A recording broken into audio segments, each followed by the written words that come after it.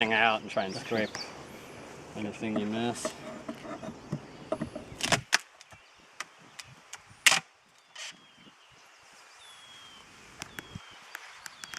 Finally, a smaller hive.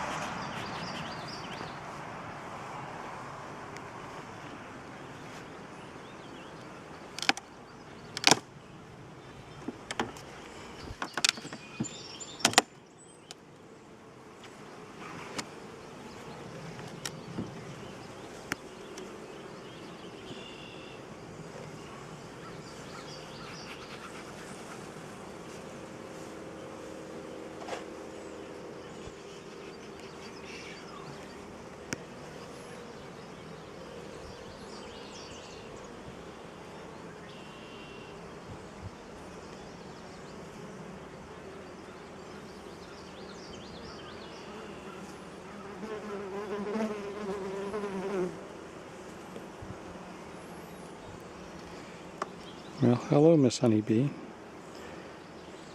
She's trying to collect pollen off my camera. She likes the color, I think. That's good.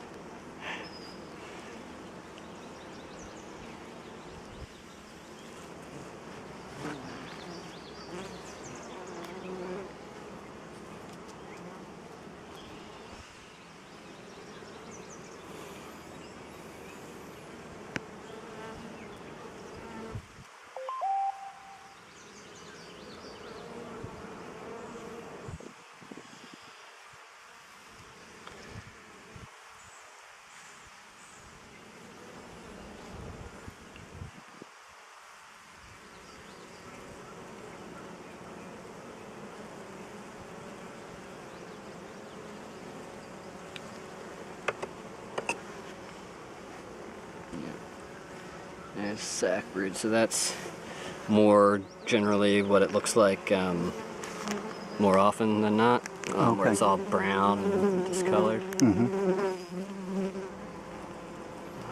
Again, it's a virus, so there's not really a good treatment. They recommend requeening with hygienic stock. Things like the break in the brood cycle give them a good chance to clean it out. And the hygienic bees will clean out whatever's left. It's more sac brood, I think.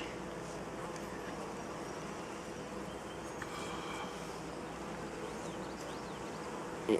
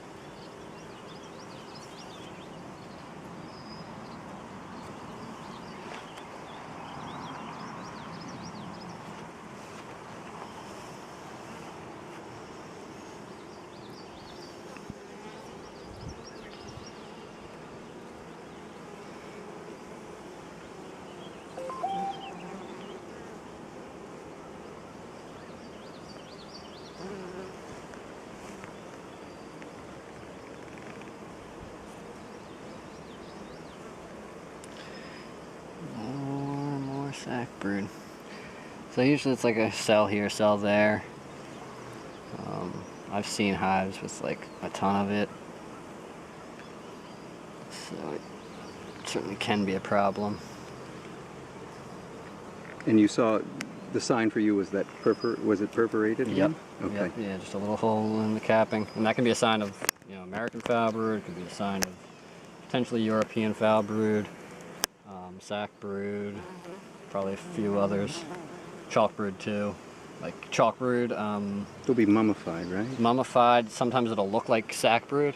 Like the top of it hasn't mummified yet, so it looks just like sac brood. Okay. But then, like, if you pull it out, the bottom half of the pupa is all mummied, all chalky or whatever. So it's neat. And like European foul brood, traditionally European will kill the larva, American foul brood kills the pupa. So, like, whether it's capped or not, you know, it was the dividing line between the two diseases. Now they're saying that varroa mites can transmit European foul brood. So then, if pupa, you know, if a mite bites a pupa and transfers it, then it'll kill the pupa, and so then it makes it look like American foul brood, or, you know, to the untrained eye, it looks more like American than it does European. So what was that again? You said European foul brood will kill the larva, so before it gets capped. Okay. And American will kill the pupa, so after it gets capped. You know, it's just same as like a caterpillar turning into a butterfly. The bees are spinning a cocoon under the capping and going through a complete metamorphosis. Unless something gets to them first.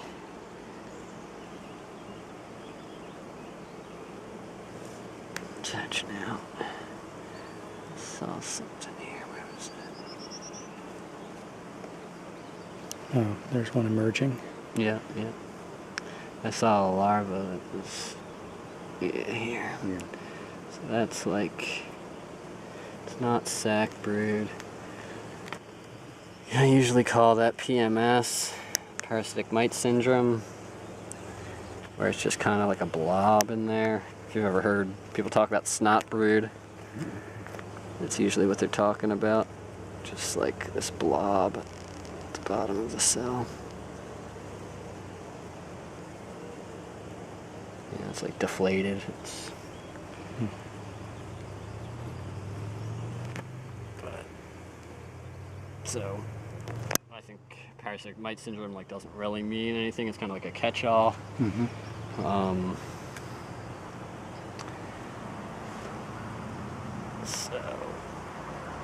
Or it can mean a lot of different things. Like when I say parasitic mite syndrome, referring to that, I'm talking more about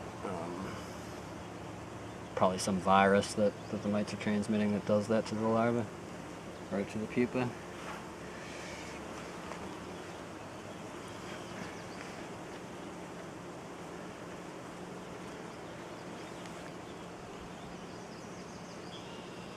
These guys are very quiet. My one hive is a little bit noisier. Yeah. Much noisier than... It's nice when they're just hanging out. Yeah. I think the fact it's a nice hot day. Yeah. They got work to do. They got to keep it cool in there.